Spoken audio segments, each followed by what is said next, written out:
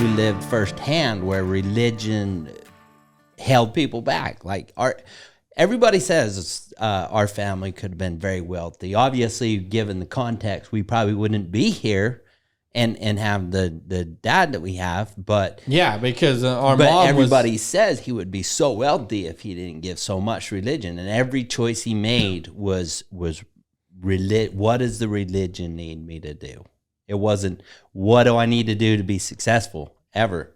Not everything. He was a very good dairyman.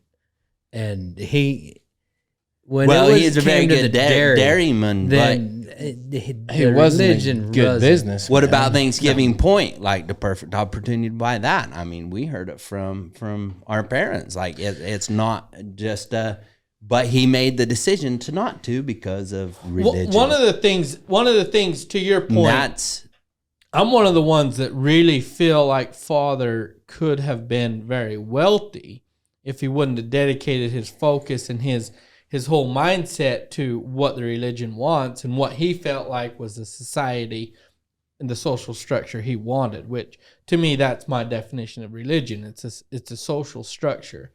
It's a society. And a culture. It's like our mom was his second wife.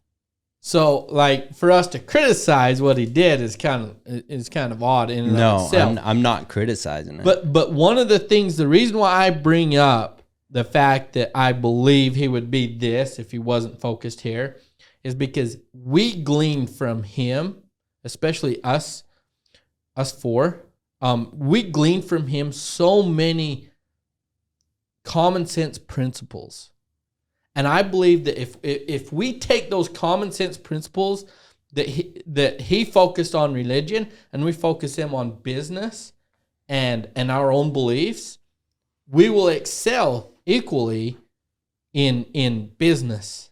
No, and that's a good point. But I kind of want to go back to the impact that religion has on businesses. If you let it, like it has just as much driving force to hold you back from being successful financially than anything. Obviously, it can help you, and I get that, but well, I mean, I think the only thing that can help you based on religion is the strict, step-by-step culture that it creates. Like it's very strict. Yeah, it helps once you create some discipline to help you. The discipline. Yeah. And I think it's more. I think that there's an argument to be said that we're arguing religion when it's really spirituality that we should be arguing. I was going to ask you about that. Like, what do you say about a businessman that's never seen religion, never grew up in religion, and just his life was to grow up and be an entrepreneur and start something? Like we put it in the subject like it was a whole, but I don't believe that politics has to be there. Everyone knows that. I mean, they force it on us. Yeah. well, I mean that's a driving force of. I think that they're when you're not constrained by a religion or a philosophy, I should say, you're endless more or less. But most of the time you'll find that people that are not constrained by that philosophy that religion and spirituality gives them, they're constrained by something else that's constraining them. So I don't believe, it's just not defined. And the most common constraint I believe is religion and spirituality tied to religion. Because you can be spiritual and be endless, right? Like you don't, like, spirituality can be separate from religion, but religion cannot be separate from spirituality. So spirituality can go as high as you want. You can be as successful as you want if you're just spiritual. But if you're in a religion, it's very limiting. What do you think, Bert? I mean, we talk of success. And normally when you talk of the word success, it's related to money. But each one of us four here had the same dad. And he has a legacy, we feel like, that is unprecedented in the world. He has the love and respect of his posterity that lives on. We're sitting here talking about him almost 20 years after he passed away, as if, you know, he's the reason we're here. And he is. Mm-hmm. Yeah. And so for me, when you talking about E-Myth, I'll bring E-Myth into it. Yeah. Because in E-Myth, it says, imagine yourself in your grave.